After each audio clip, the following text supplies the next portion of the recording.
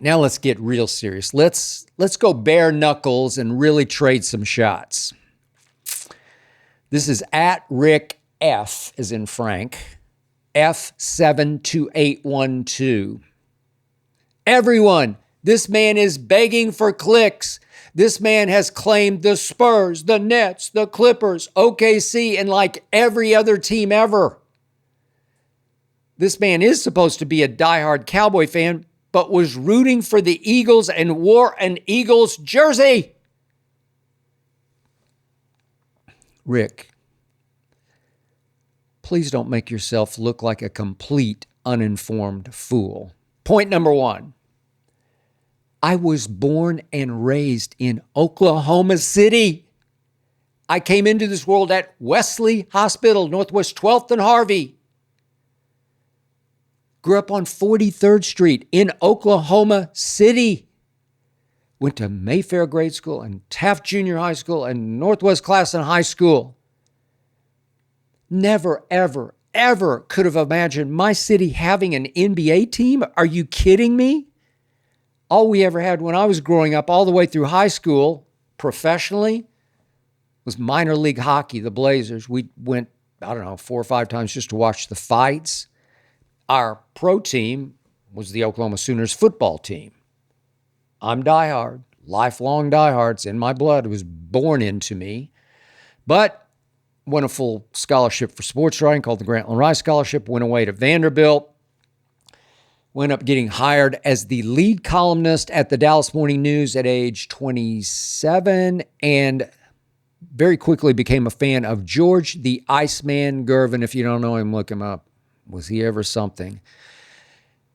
I became a fan of Gervin and the Spurs because Dallas did not have an NBA team when I arrived there in late 78, and there was no way Oklahoma City was ever going to have an NBA team. So a couple of times I flew down to San Antonio to actually write about the Spurs, but mostly write about the Iceman, George Gervin, because that was all I had. And that started to get into my blood. Then, of course, moved on to Chicago, columnist at the Chicago Tribune. I became the biggest Jordan fan on the planet when I got to cover those 98 Bulls, Last Dance team. But he walked into the sunset after that year. He retired prematurely because his coach got fired. And then when the Spurs broke through and won it all in 99, I became a big Tim Duncan fan. And then even bigger Duncan, Parker, Ginobili, Kawhi fan, in part because I knew they would be LeBron James' nemesis. They should have beaten LeBron in all 3 of those finals that they played each other, if not for Ray Allen saving LeBron's legacy, Game 6, 2013. I'll never get over it. But as I've said many times, I could just never quite get my arm around the 2012 Thunder, my hometown team, because my guy I'd loved since he was at the school I hate, Texas, Oklahoma's rival, my guy, Kevin Durant, I put quotes around my guy, started taking shots at me over the shots I took at Russell Westbrook for taking more shots on a nightly basis than Kevin Bleepin Durant, all of which caused lots of Thunder fans to send me death threats if I dared to even set foot back in my hometown, which caused me to need a 24-hour bodyguard at the 2012 NBA Finals in my hometown of Oklahoma City. So no, I could not love the 2012 Thunder. Could you, if you were in my shoes? My Jordans? Point number 2. I obviously wasn't a fan of the Nets or the Clippers. I merely said I thought both teams had a chance to win a championship. That's my job. I predict. I did think the KD, Kyrie, Harden, Brooklyn Nets, nothing but Nets, I thought they had a shot. But then Kyrie had some big, bad issues. I ended up being very wrong about that. It just didn't work.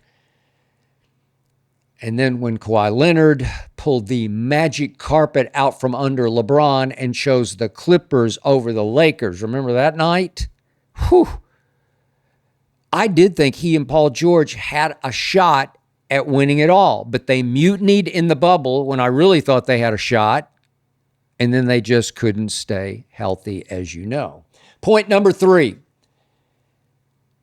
I obviously quit loving the Spurs when only Pop was left on the Spurs, and I was never a Pop fan, as I made very clear from the start. I started publicly loving this OKC team 2 years ago because it was just so all for one, one for all, lovable. So college rah-rah lovable. So March Madness in April, May, and June lovable. And I did pick this year's team to win a stacked Western Conference before the season started. Then all it did was produce the greatest statistical season ever. So is that jumping on the bandwagon of my hometown team? Huh? Point 4. I became a Dallas Cowboy fan when I was 10 years of age. My uncle lived in Dallas, took me to a game at the old Cotton Bowl, and I was hooked. I went there to see a team that I liked, the St. Louis Cardinal football team. But I fell in love with those jerseys, those stars on the helmets, stars on the shoulders of the shoulder pad jerseys. But I have made it publicly, painfully clear. I'm just done with Jerry Jones and Dak Prescott. No longer trust either to produce a deep playoff run. Last year I predicted 8-9 for my Cowboys. They finished 7-10. Last year, before the season, I predicted the Eagles would win the Super Bowl.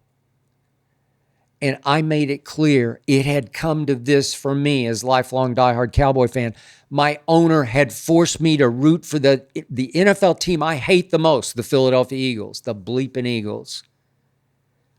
Then I rubbed Jerry's upturned nose in it by buying and wearing a Jalen Hurts jersey after the Super Bowl. And by the way, the day Jalen Hurts was drafted, second round, I predicted on Twitter he would change life in Philadelphia. And did he ever? So now we're stuck with Dak. The Eagles have Jalen and the Commanders have Jaden. Yikes. Hey, everybody. This guy, Rick F. as in Frank, is begging for clicks by taking recklessly wrong shots at me.